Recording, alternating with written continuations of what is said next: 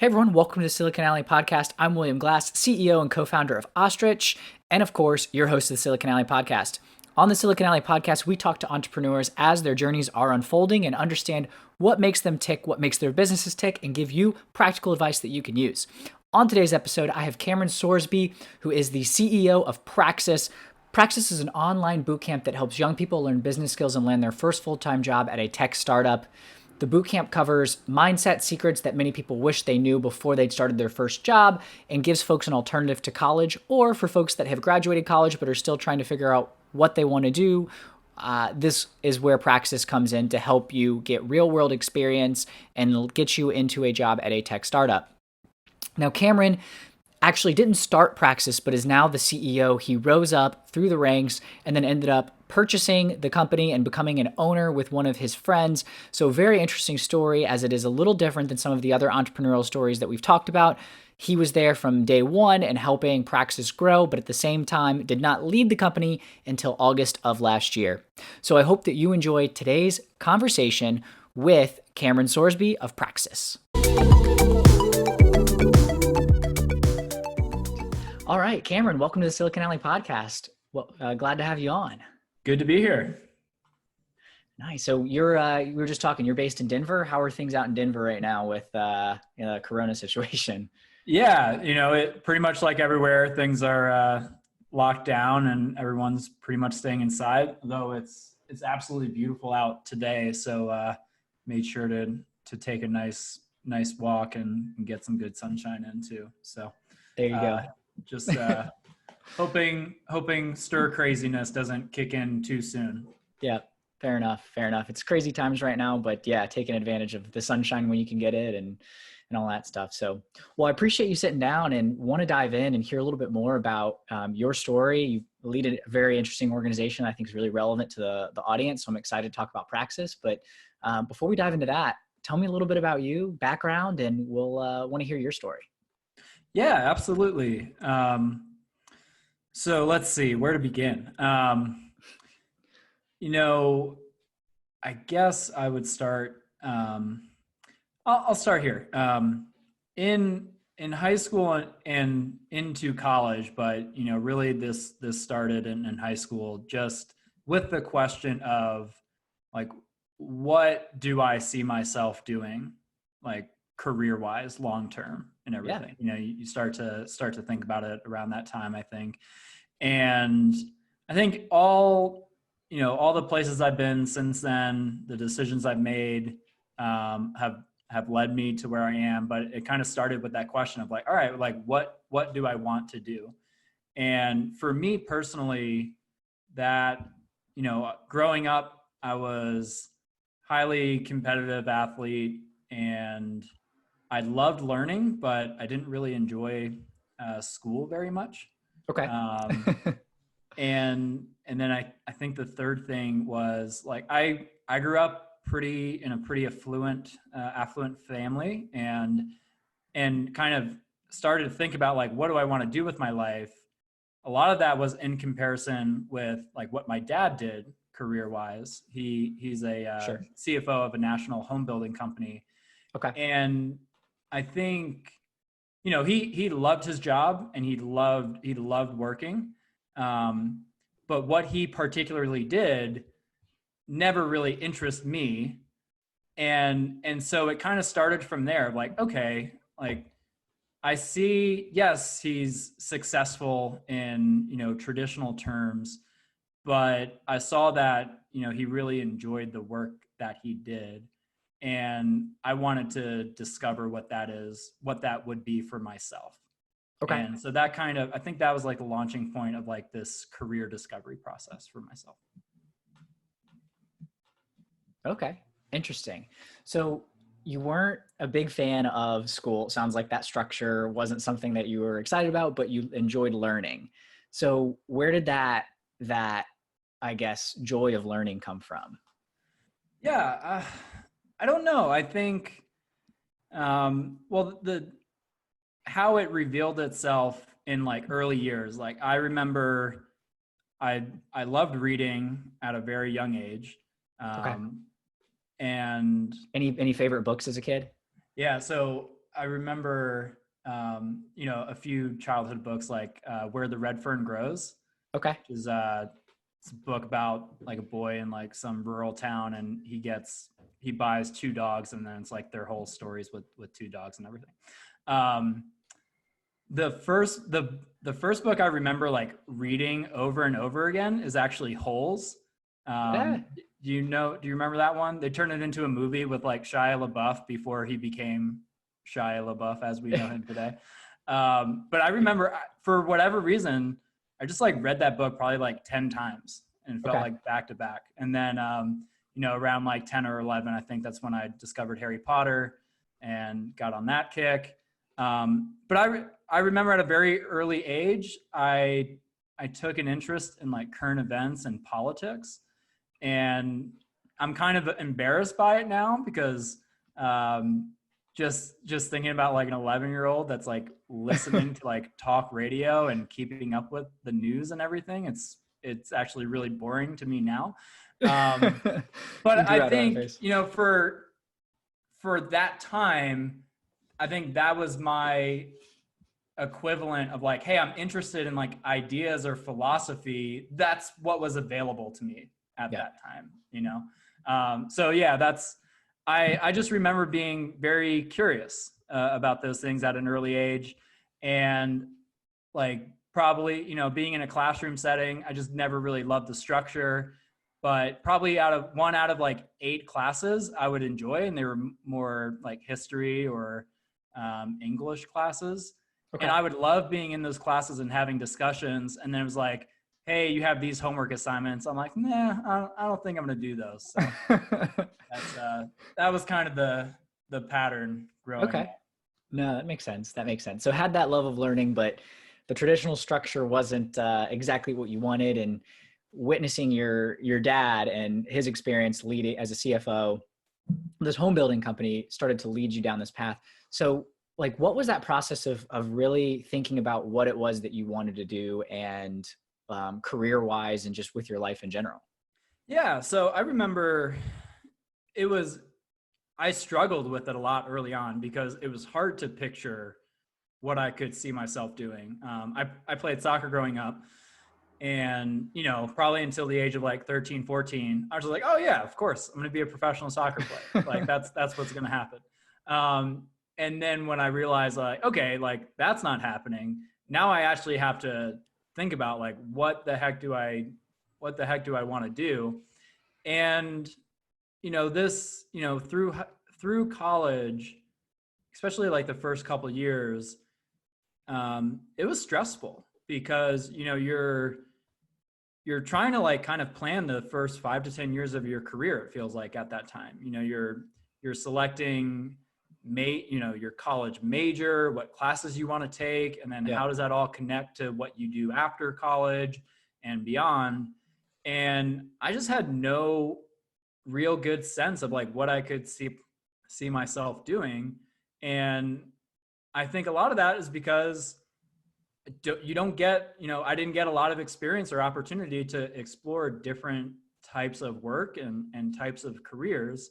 So for me personally, I think I started to build momentum when I stopped paying attention to be like, okay, I need to plan the next 5 to 10 years, or like I need to, choose this major because it's going to lead to these types Mm-hmm. of tracks. And I kind of got off that like conveyor belt mindset. And I just started asking myself, like, all right, what are you interested in right now? And how can you get involved in things that you're interested in, whether that's through work or student groups on campus, or just like Mm-hmm. going down rabbit holes online with different topics and things like that. Okay. So that led me to explore politics. Like I volunteered on a political campaign, and then by going through that process, I realized I wasn't very interested in going into like formal politics, Okay. but I liked being surrounded by other people my age who were also interested in different political ideas. Okay. And what was really fun about that volunteer work was like staying up till 3 a.m. in the morning, having, political discussions and, learning philosophy and talking about different books we've all read and things like that. And so that kind of pointed me in the direction of more like education. And then I started to get involved in, I did an internship at a nonprofit my senior year of college. And then through that experience, I realized, I was also like studying economics on my own at that point. And by doing that and getting experience, like, okay, I realized like, actually there's things I don't like about the nonprofit kind of environment and the culture. Mm-hmm. And I was studying more like free market economics. And it's like, that's what kind of sparked my interest in like entrepreneurship. It was first from more of like a philosophical perspective. I never saw myself as someone who was entrepreneurial growing up, really. Yeah. But eventually just following like, hey, what am I interested in doing? What types of people do I want to spend time with and learn from? That kind of led to where I am now eventually. Okay. Gotcha. Interesting. Yeah. So you had to go through that experience of rather than trying to plan out the next 10 years of your life, chunking it down into, okay, well, what do I want to do right now? What do I enjoy doing? So that's that makes a ton of sense. So what was that process like of transitioning into something more entrepreneurial and leading you to Praxis? Yeah. So I think for me personally, because like I did not identify with like a strong entrepreneurial spirit from an early age. It was kind of like a series of stepping stones that kind of led to like, okay, like, I don't consider myself an entrepreneur in the sense of like, I have not founded a company. But I'm a business owner and, I'm trying to build the company now. But it was kind of a series of baby steps and really actually so Praxis launched by our original founder the year right after I graduated college. He launched the company and I was interning for him my senior year in his previous organization. And he kind of shared when he was in the middle of that internship, he shared his idea for Praxis. And it immediately resonated with me for obvious reasons, learning about my story now. Yeah. And that was the first time I was like, it wasn't because like, oh, this is a new company and I would get to come in at the bottom stage. I was just super excited about Praxis for the concept. And then through that process, I think that over time, like it was a year after I actually started to work for Praxis. And it was through that process of working at a small company, a true startup that's getting off the ground with, there was 5 of us at the time. Through the process of getting that experience, that's where I fell in love with, not just Praxis because of the concept and the model of the program itself, but the actual process of trying to build a company from the ground up. Yeah. Yeah. And I think it's interesting that you note that, you didn't found the company, but at the same time, you ended up doing all the things that an entrepreneur or a founder would need to do to help build the company. But what really drew you was finding that vision or that mission that Praxis has that is really what drew you in. Yep. And got you excited. Yeah, absolutely. I was still kind of in that, discovery process of like, all right, I just want to follow my interest. Mm-hmm. And when I joined Praxis officially, and this is still true today, probably hasn't always been true for the last 5 years, but it was definitely true then. It's true now. like I cannot imagine myself wanting to do anything else in the world. And, I think I actually I don't think I would advise somebody to like, the kind of basic, like follow your passion advice, and you have to love what you do. I think everybody's a little bit different. That can work for some people. That, other people, they're going to be happiest where, like they treat work as a means to an end instead of, the end itself. Sure.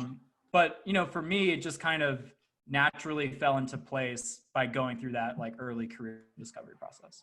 Yeah, no, I think that's an interesting point to note. Everyone's a little bit different, so follow your passion isn't necessarily the right way to go. But I guess if you are that type of person and aligns, then it can be very fruitful. So, what was that process of coming in as one of the first, employees, and then eventually, working your way up to the rank? And I guess I want to get now actually answer that question, but we should definitely define what Praxis is and what Praxis does at some point. Okay. Yeah. So yeah, coming in, when there was 5 of us when I just started, and I was in the fortunate position where, apart from the CEO and founder, everybody else on the team had a little bit more clearly defined and structured role. Okay. And in my role, the first year and a half was really contributing across the board. So I would work closely with our director of education on actually running the program itself and working with our participants.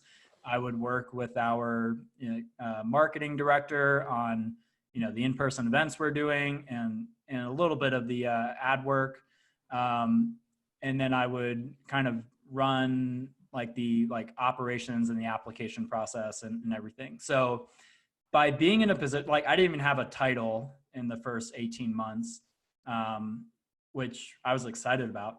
And so I got apart from the CEO, I probably had the most exposure to most aspects of the company itself.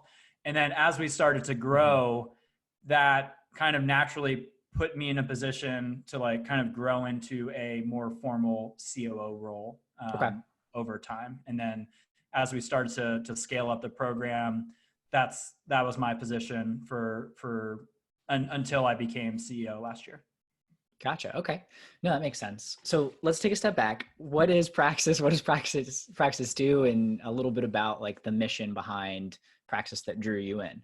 Yeah. So Praxis, it's a startup bootcamp for entrepreneurial young people looking to get their career off the ground.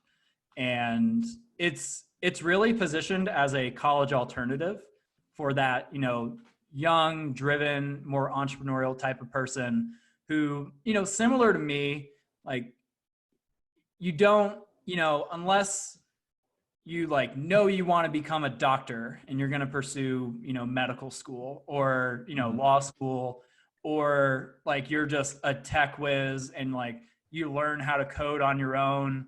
And it's I see those as more okay, you're a clear fit for this specific type of career. And you probably know that, or at least you think you know it at a young age or younger age than most. I think Praxis is really for hardworking, strong character, someone who's intellectually curious, but you have no idea what you want to do yet.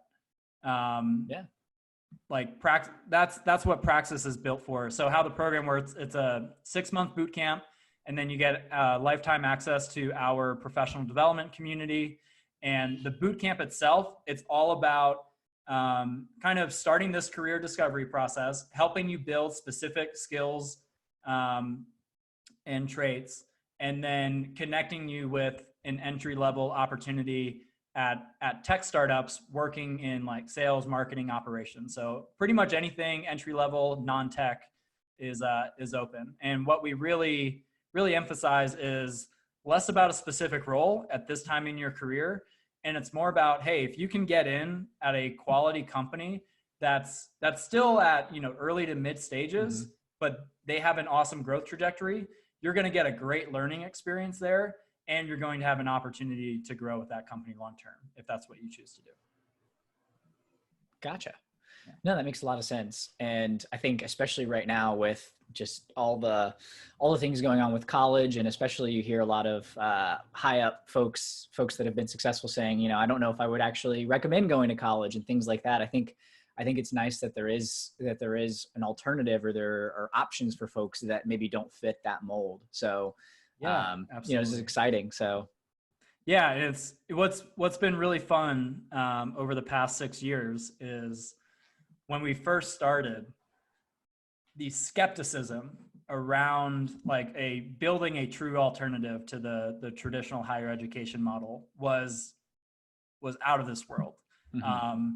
Both like some of our team came from an academic background, so they had a really strong network, and pretty much everybody in their network was hating on Praxis in the early days. And then, a lot, as you would imagine, like a lot of parents and family members of applicants or participants would, put a lot of pressure on them, and to kind of prove like, hey, what you're doing is worth kind of skipping out on college and everything. And how those trends have shifted over the past 5-6 years, it's actually amazing to think back of. Now more often than not, it's parents reaching out to us.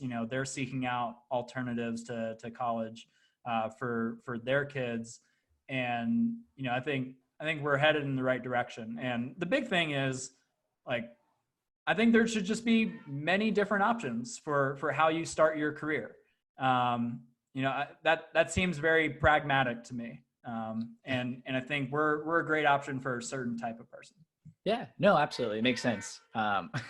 Having options, we're all different. People learn differently. People have different interests. And I think it makes a ton of sense. As you've already mentioned, if you're going down the medical track, yeah, you probably need to go to that whole traditional process, because there's a lot, it's just a different profession than, say, getting into sales or something in entrepreneurship or things like that, where I have a ton of folks that I know that I went to college with that ended up in roles that they didn't need to go to college for. Never even think of, yeah. Yeah, or didn't even think of. And it's like, started their own stuff that they didn't need to necessarily do that.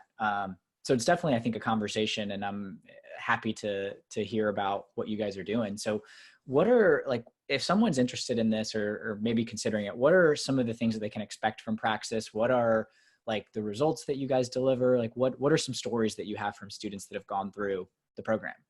Yeah, absolutely. So, I mean, the primary outcome that you would get as a successful participant is you have 6 months of education, and our primary objective there is that we help you build a really strong professional portfolio of projects and content that you can take with you. But the actual outcome is that we guarantee you that you land a job at a growing startup. And so we work with startups all over the country.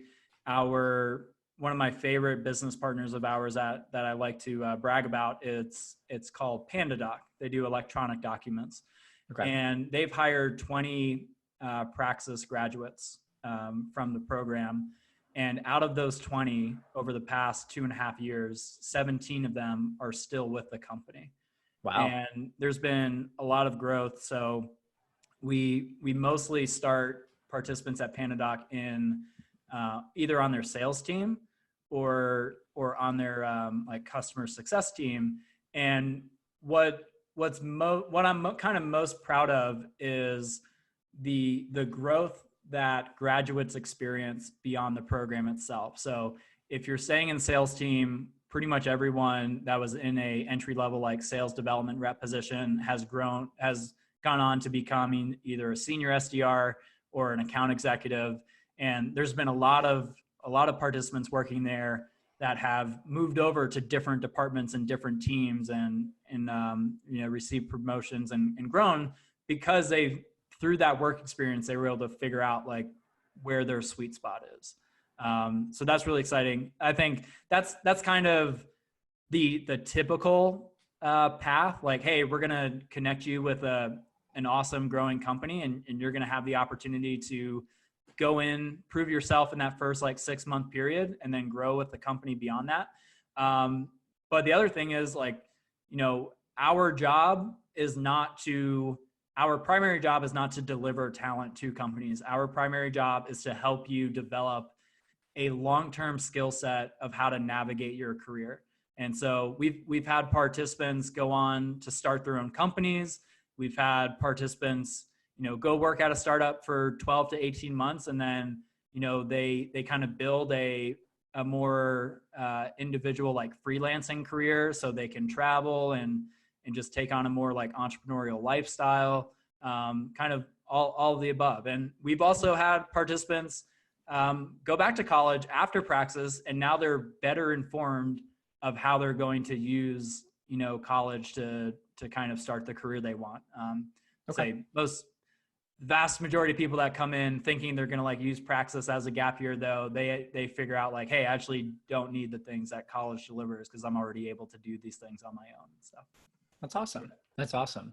Yeah, there's a nice variety. Okay, cool. Yeah. What about folks that have gone, do you have a segment of the population that are folks that have gone to college, but still maybe want to either career transition or a couple years out, maybe a few years out, and just are realizing that the path that they were going down isn't the way that they wanted to, where they wanted to end up? Yeah, definitely. So it's probably like 70% are doing Praxis as like a true college alternative. So we have about 30% that are using Praxis. Either they're like very recent college grads and they're kind of using the program as like a more entrepreneurial MBA, I would say. And then, but we have a good amount of like early, like mid to late 20 career transitioner types as well. My favorite story is a graduate called, her name's Jackie Bloom. She was a teacher for 6 years I think she was teaching at a private charter school. And she just realized like, hey, I don't want to make a full career of teaching for the next 20 years. And she came into the program and absolutely crushed it. She actually works at PandaDoc, the company I mentioned. Cool. And then she positioned herself so that after the first year and a half, she was able to kind of get to work remotely. So now she works from home in Oregon. That's awesome. That's awesome. Perfect. Well, I appreciate you sharing some stories. I guess transitioning back to your story specifically, what was it like to take over the realms of, or the helm of Praxis and like that process? Because, if folks are going through Praxis or other programs, they're with startups, there's opportunities where that might be the case for them. So what was that like to go from, work your way up into being the chief executive of Praxis? Yeah. So I think, without ever making definite plans on this, it was something that myself and Isaac, our founder, always had an eye on.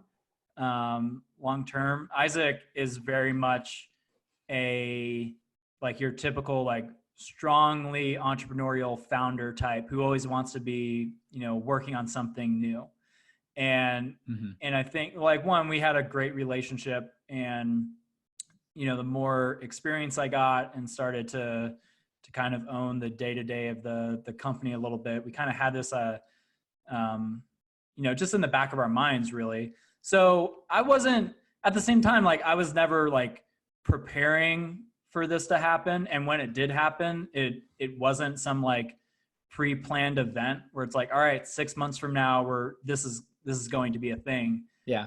The opportunity presented itself because Isaac started working on a tech, on a software startup.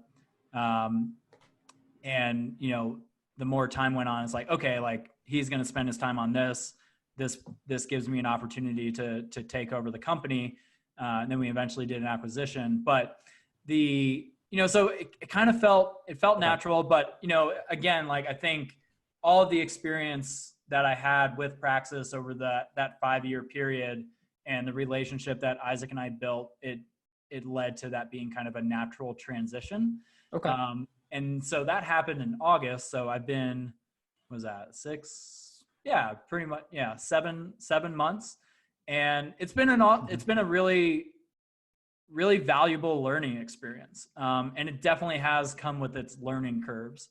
I think the biggest one is just transitioning from that employee to like owner mindset. It's very different. And the calculus that you're having to make and like, the decisions that you have to make are just very different being in that position versus, even being like a executive or like in a leadership position somewhere. Yeah, that makes sense. So could you give an example of a specific way that you had to shift from that employee to owner mindset?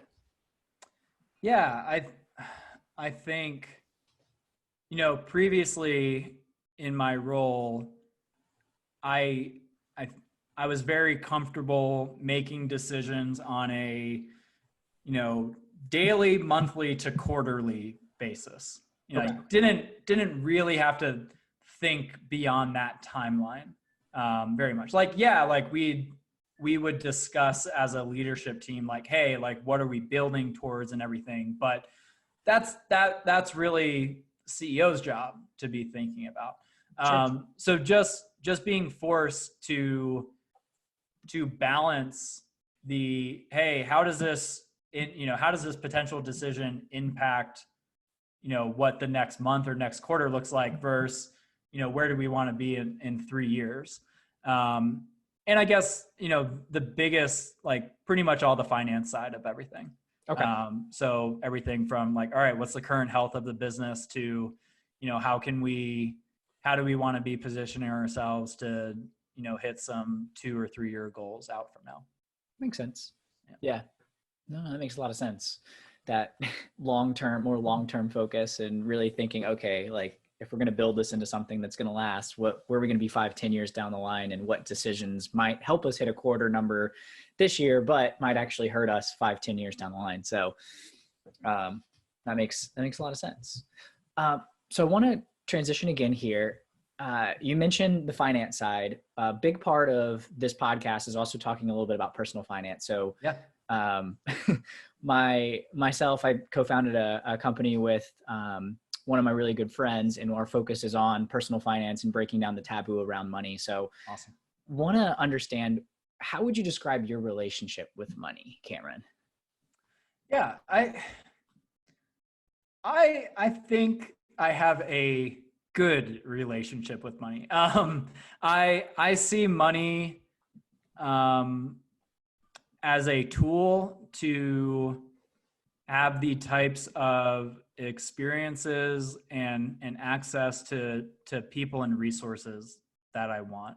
I think the predominant, over my early, so I'm 29. So throughout my 20s, starting my career, my biggest, I think my most influential take on money for myself has been not allowing my short-term earning potential to be the driving factor of my career decisions.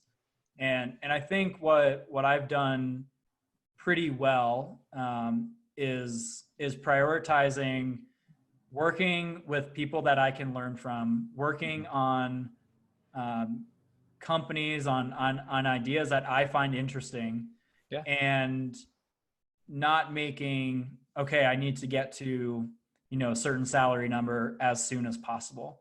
And I think kind of having that long-term perspective has allowed me to become a more valuable commodity on the market. Okay. And that's probably something I would recommend. Just like, if you can focus on learning over earning potential, throughout your 20s, I think you'll be better off than what you would be. I like that, learning over earning. Yeah. Have you always had that mindset? No, I don't. I mean, I don't think I really even thought about it until like I started to get into like career mindset and everything. Okay. But, thinking about it, I think it kind of came out of that process of like, hey, I just want to find interesting things to do.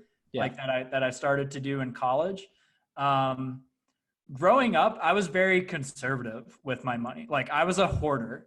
Like, I would have a stash of cash in my drawer, and like one of my parents would come in and be like, how do you have all this money? Like, you don't have a job. Like, where's this coming from? And it's like, I've saved up Christmas presents and money like since I was like 8, and it's just like I just would never spend it. And I think like on spending in particular, I think I've broken out of like being, very frugal for the sake of frugality. Okay. And I think that's another thing. Like, I would probably tell people, like, use money as a tool more, and don't be like overprotective of it just for the sake of it. Like, but think about like, hey, where can I allocate these resources to get the highest return on investment for myself? So like, one of the things I did in college was I would spend money on like traveling to different events that I was interested in. Okay. And I didn't necessarily have a lot of money to do that, but again, like, I was prioritizing like trying to find people that I wanted to be around and build relationships with. Yeah. I like that a lot. Yeah. Prioritizing those experiences. And it's interesting because I feel like that's a big thing right now, especially in like personal finances, the ultra frugal aspect of it, but Yeah. realizing that you need to use the resources that you have appropriately, and investing in yourself is one of the wisest ways that you can spend that money. Yeah. I'd love to hear what your kind of basic beliefs are, things that you kind of recommend here. But like, and I say this, I don't have a lot of experience with like listening to Dave Ramsey types and everything, but that's that kind of common belief of like, don't, only spend what you have, and like you have to save, and like going into debt is like the worst thing imaginable. I think that can be very, very helpful. Yeah. For people that have those particular types of problems. But if I'm starting with a young person, it's like, hey, I have a blank slate. I think that's almost like fear mongering of just like, okay, like, don't become a debt slave. Like, don't get a credit card. Don't do these things. Like, I think you need to start with a more empowering message on personal finances. Yeah, no, I agree. I mean, as you mentioned with Praxis, there's different types of people. So different people need different things. So if you have that propensity to spend, then Dave Ramsey might not be a bad person to listen to from time to time. And if you're not familiar, Dave Ramsey is like the no debt guy. No debt, all debt's evil. But yeah, for others that can actually be detrimental, because using leverage in a smart way is a way that you can go purchase real estate or something like that and own an asset that could put money back into your pocket in ways that it would take you much longer to just save to get to the point to go pay cash for a rental property. But there's obviously different scenarios. So I'm kind of in that believer of it. It really depends. Right. Yeah. I, in my experience, I think a lot of people are scared to even learn about personal finances because it's just like a stress point, and I think with like children and growing up, it's something we kind of shelter them from too. So you don't really learn a lot about like financial literacy until you're like forced to, because like, oh shoot, I got my first credit card and I did not handle it well. Now I got to figure this stuff out for myself. Yeah. Unfortunately, that's the way society is. Right. We don't teach it in school. If you're lucky, you get it from a parent or a relative.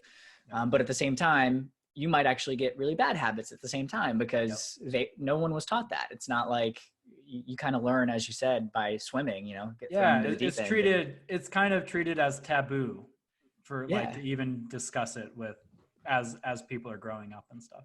Exactly. Yeah. Which is a shame. So I'm not sure if that's a part of Praxis, but definitely. So like the cool thing about Praxis, like compared to, like coding boot camps, or there's like sales boot camps out there that are very hyper focused on, all right, we're going to teach you these specific skills so you can be ready for this type of job.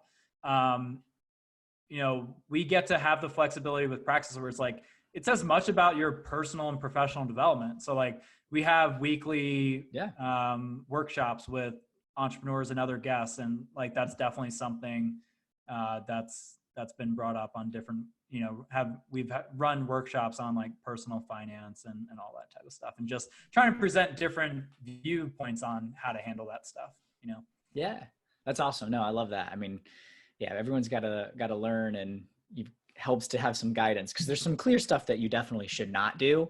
Right. Maybe the stuff that you should do is a little up in the air, but there's definitely some things that you should avoid. So talking about those things, I think, is important. So Awesome. Cool. Well, Cameron, thinking about Praxis, yourself, where you want to go in the next 5, 10, 20 years, what are your dreams, goals, aspirations? What are the things that you're aiming for? Yeah, so as you can imagine, pretty much all of my focus and attention is on Praxis right now. And, you know, I'm really working on a 10-year timeline, roughly speaking. And, you know, we've experienced a lot of growth since the beginning. The last like 3 years, we do 100+ participants a year going through the program, are able to help those customers achieve great outcomes for themselves. I think the foundations are in place to build, you know, a high impact company. And my focus is like, okay, how do we take what we have, and really start to grow, start to scale this at, you know, 10x of what it is. And that's that's my biggest focus. I think getting beyond 500 participants a year is very achievable in the next 3 to 4 years, and building a healthy company at the same time is what I'm most focused on. Okay. And then, you know, beyond that very specific goal, you know, I want to just keep this same mindset as far as, you know, how do I navigate the rest of my career, and never really lose sight of, you know, my priorities are to work with interesting people that I can learn from, and to kind of sharpen my skills as far as like company building goes. You know, who knows what that looks like, you know, 10, 15 years from now, but you know, I'm really excited about the opportunity to start with Praxis Excel. That's awesome. That's awesome. I love that. Love that. So what advice, Cameron, would you give to someone that wanted to follow in your footsteps?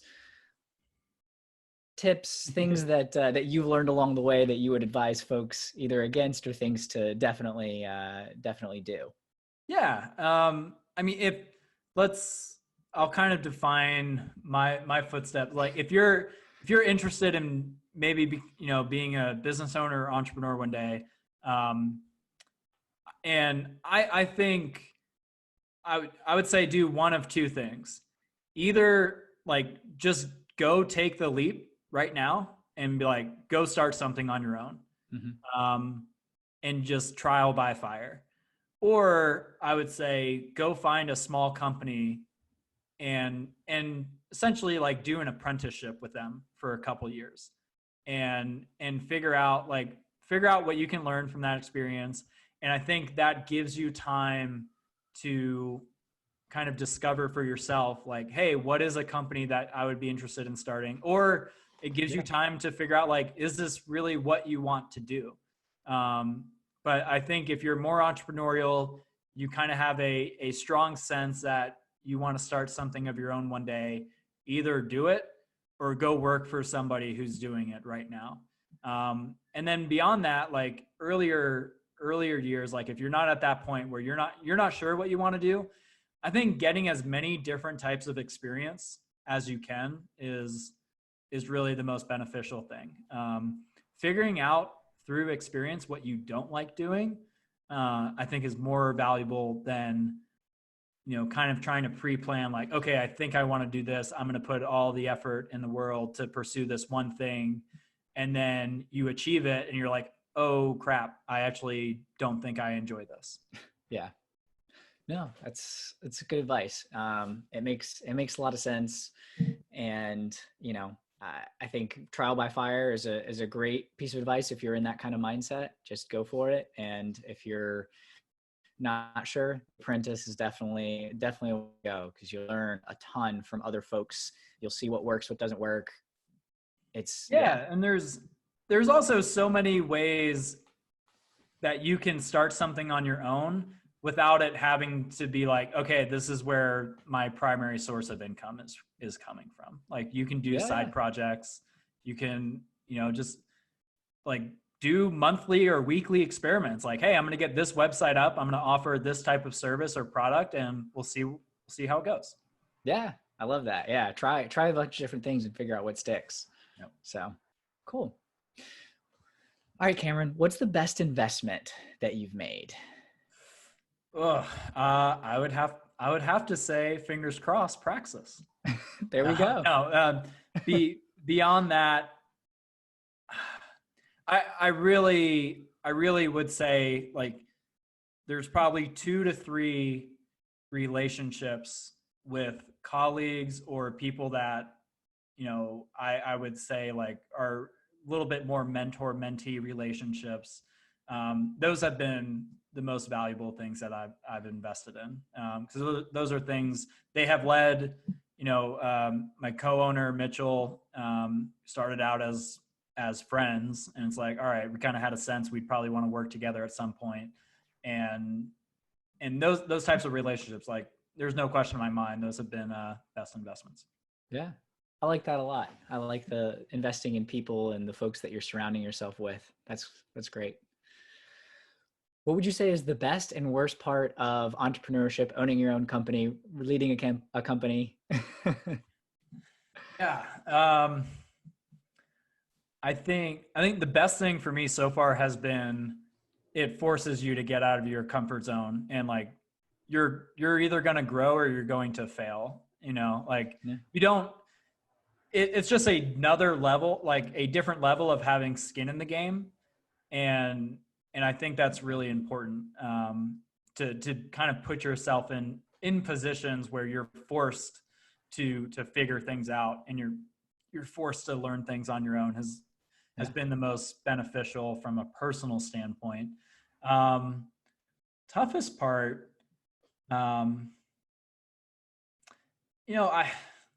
think it's easy to say, like, the stress that comes with it, but I think that's just part of what you sign up for. And, like, Yeah. I think more often than not, I find value in the stress, because it kind of, again, like, it forces you to become sharper and more focused. Like, an athlete, when the game's on the line, like, it's not necessarily the clutch gene, I would say, but, like, you're going to have to increase your performance. And then if you're playing against lower quality competition, then, the chances are you're going to perform at closer to their level. Like, you're going to do enough just to win. Yeah. It's hard to say what the toughest thing is. Like, I like the challenges of it more than anything. Well, I think that right there shows your mindset, right?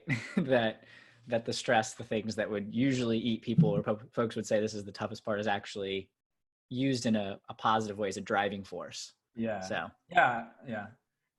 So one thing about, just being in this type of position, I think, having to fill different roles before, like, you're able to fill them with, like, other people yet. So, like, all right now, like, I'm the CEO and 1 or 2 other positions on the team that we know we want to fill when the time's right. So that's always tough, like, having to juggle, like, what you should be focusing on that's in the best interest of the company versus what you have to focus on to get through different stages and stuff. Yeah, that makes sense. I like that a lot. Yeah. Because at the end of the day, you've got to do the day-to-day things, or else the long-term vision doesn't matter. Yeah, it doesn't matter. It's like, Absolutely. What would you say is the dumbest money mistake that you've made, Cameron? Buying a new car, no question. Like, just did it out of, like, laziness. Like, this is the easiest way that I have a vehicle to get around. And if, like, cars are your thing, then awesome. Like, that's cool. But I just don't really care what I drive. And I just did it out of laziness. I was like, I should have just got some, like, used car, and, like, I would have treated it the same, and it wouldn't have depreciated and valued nearly as much. It's just like, and plus that means I had to be in a car dealership, and I can't stand it. Oh my gosh. It's just the most painful experience ever. So just by having to be in the dealership for a couple hours was I already knew it was going to be a poor investment. And then I was like, sunk cost fallacy. I'm already here. I've already gone through the pain. I'll just do it. Oh gosh. Yeah.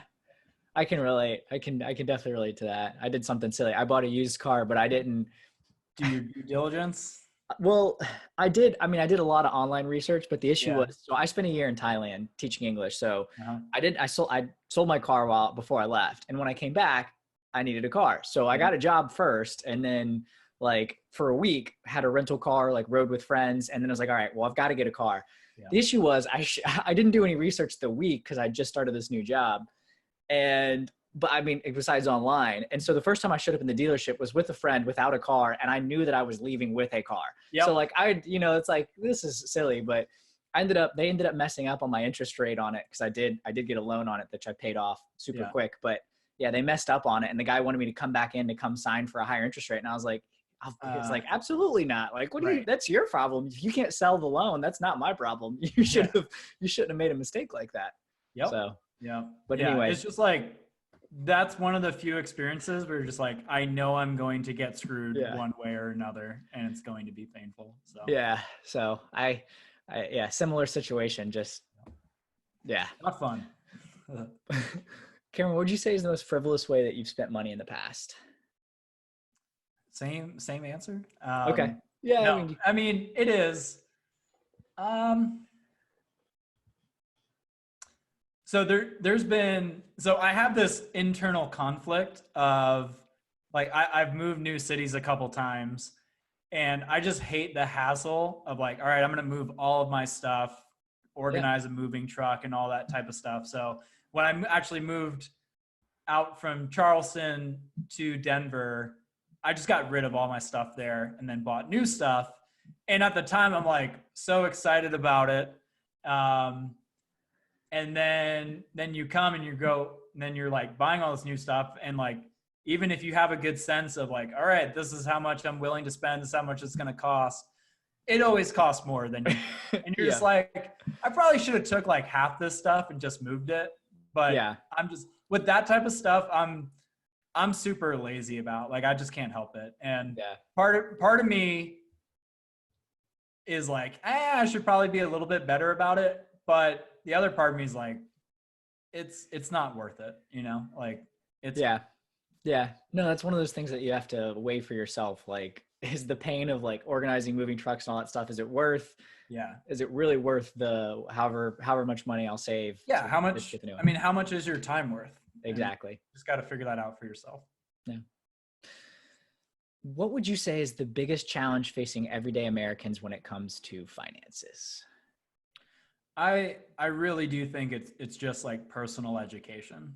If you have a sense of agency and responsibility for like, hey, like this is going to impact my life no matter what, whether I know this stuff or not, then like you should probably invest time into educating yourself. But I think that like people are not, like we were talking about earlier, they're not taught at earlier ages to how to think about this, or just like presented different perspectives and viewpoints on personal finances and stuff. But I think that's 90% of the problem right there. And then that combined with the stress and anxiety that naturally comes with personal finances, then people are even less likely to just like dive in and learn this stuff on their own. Yeah. Makes sense. And also the financial industry, kind of the way that we've framed it, at least in society, is that you've got to be super intelligent to figure out like all this stuff when it comes to like investing in money. And at the end of the day, like, bring in more money than you spend and you'll be in a good spot. And the more you can increase that gap, then you've got options to invest. Like you get that down, you're in a good spot. Cash flow over everything. Exactly. So, well, Cameron, this has been fun. I'll leave you the floor if there's anything that you want to share with the audience, just in general, about Praxis or how they can connect with you, those sorts of things. Yeah. I mean, quick, if you're interested in Praxis, you can go to discoverpraxis.com to check it out. It's a great option for young person, ambitious, wants to work for interesting companies, wants to work hard, figure out what they want to do, have some guidance as they start their career. For me personally, I'm most active on Twitter. Okay. You just find me at Cameron Sorsby. Cool. All right, Cameron, this was fun. I appreciate you taking the time, and wish you all luck. I'm excited. I'm excited about Praxis and what all you guys are going to do. So yeah, I appreciate it, William. Had a great time. all right. So that concludes today's conversation with Cameron Sorsby, the CEO of Praxis.